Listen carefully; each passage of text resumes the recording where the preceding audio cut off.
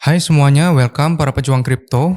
Welcome to Docsans official channel. Oke, mari kita bahas sektor AI baru, potensi 10x. Ya, nextnya. Berbagai informasi yang disampaikan di sini merupakan analisa internal, bukan acuan dalam investasi atau ajakan menjual maupun membeli. Oke, jadi di sini aku akan membahas tentang IP atau Story Protocol dan Kaito. Ini via Bitget ya guys ya. Oke, next. Jadi dua token yang fokusnya pada narasi AI yaitu monetisasi. Oke, nextnya.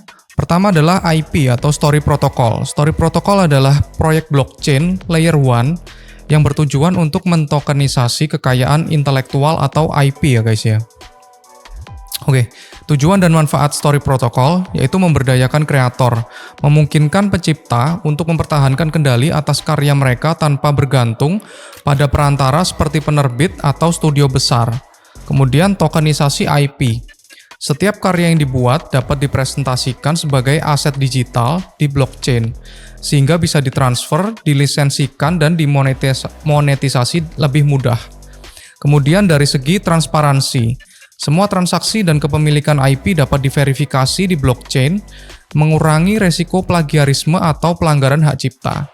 Jadi ini ibaratnya bagi kreator-kreator, terutama yang AI, itu siapa sih sebenarnya yang official yang buat, kayak gitu ya. Soalnya kan sekarang kan banyak gambar, video, dan dokumen, berbagai macam itu ya guys ya. Jadi itu mana yang orinya tuh yang mana gitu. Jadi butuh suatu IP atau intellectual property yaitu dari Story Protocol ini. Jadi biar mengerti yang mana yang asli, yang mana yang palsu seperti itu ya.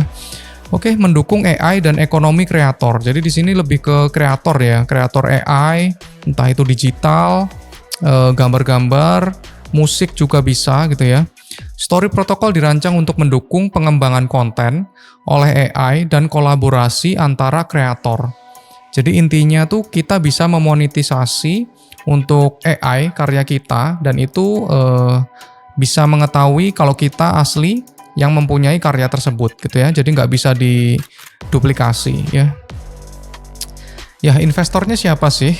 Untuk Story Protocol itu didukung oleh investor besar seperti AI16Z ya. Ini beneran AI16Z ya, bukan yang tokennya itu ya. Jadi dari Andreessen Horowitz yang menunjukkan bahwa proyek ini memiliki potensi besar di dunia Web3 dan ekonomi kreator. Untuk harganya itu sekitar $5 ya, $5. Sekarang udah turun sepertinya ke 4,4-an ya. Market cap-nya cukup gede ya, untuk market cap-nya sudah di 1 billion ya.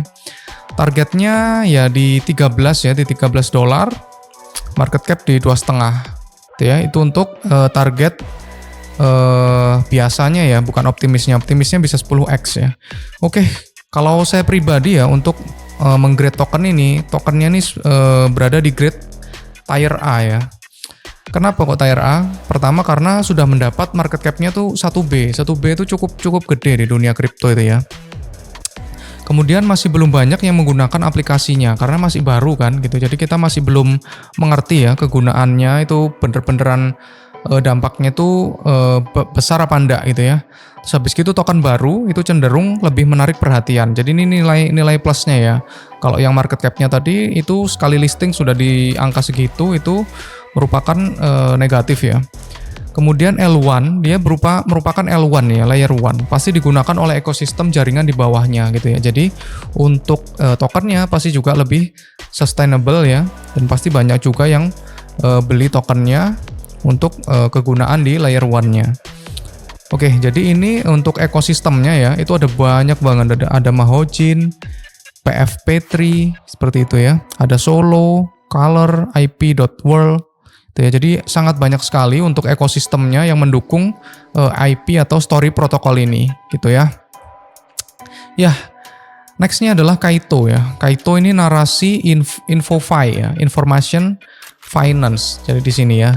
Jadi ini menarik juga karena baru pertama ya ada informasi finance seperti ini ya. Tuh, sebelumnya ada juga Cookie ya sepertinya. Kalau Cookie itu mengenai AI ya. AI agent seperti itu ya, mengetahui market cap-nya, kemudian habis gitu mind share-nya gitu. Kalau ini information finance.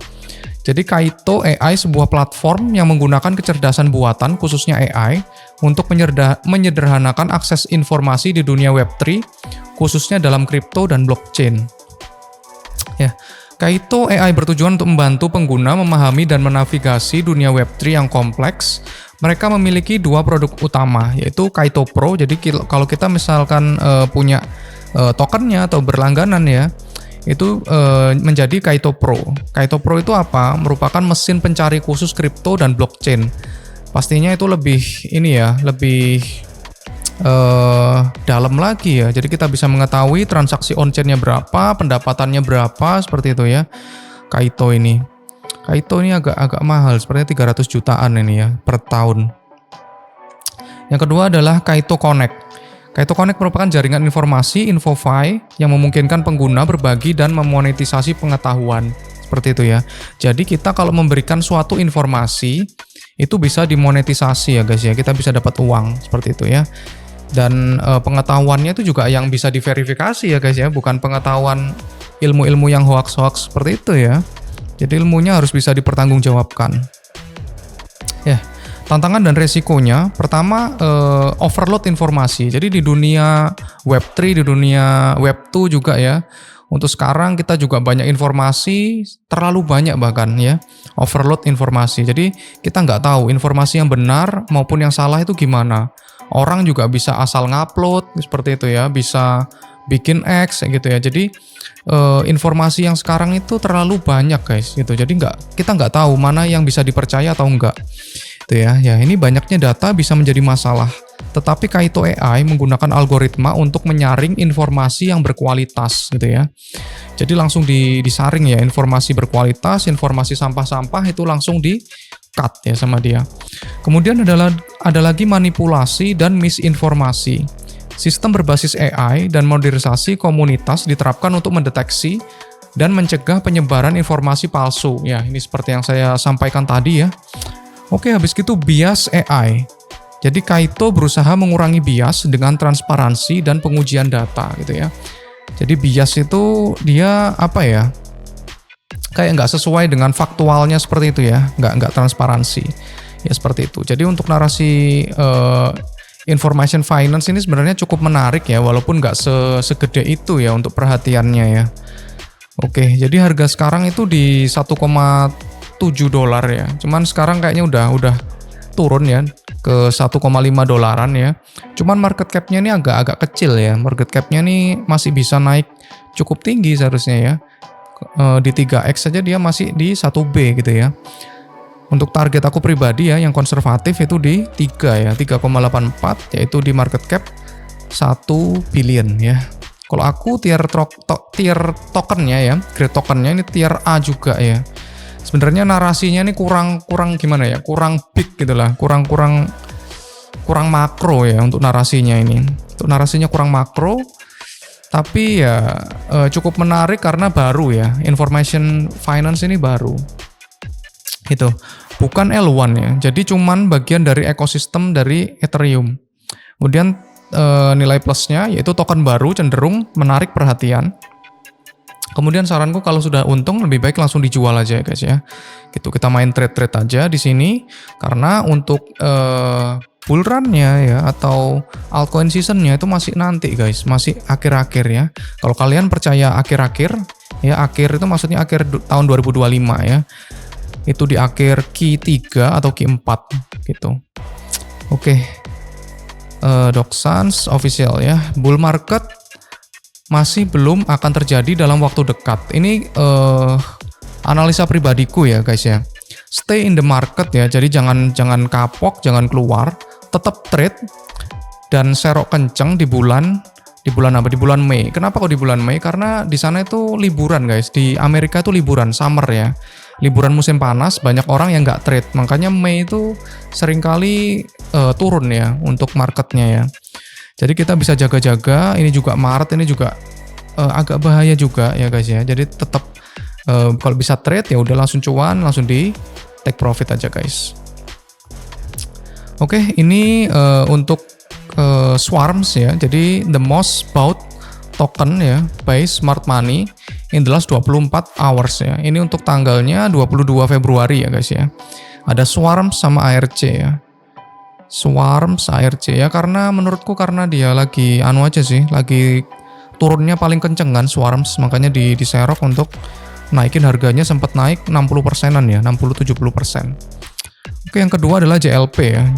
JLP ini banyak yang dijual tuh ya.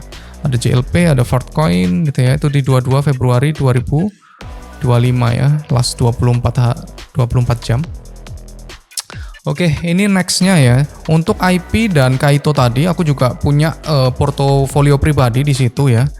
Cuman not financial advice, do your own research. Oke. Untuk selanjutnya, mungkin aku akan membahas Bera dan juga Sonic ya. Sonic itu rebranding dari Phantom atau FTM. Terima kasih atas perhatiannya. Jangan lupa subscribe dan share. Terus kalau mau tanya-tanya, bisa ketik di kolom komentar. Ingat, segala perbuatan buruk kita selalu ada balasannya. Kalau di dunia ini namanya karma, dan kalau di akhirat namanya dosa. So, jangan lupa berbuat kebaikan, and bye-bye.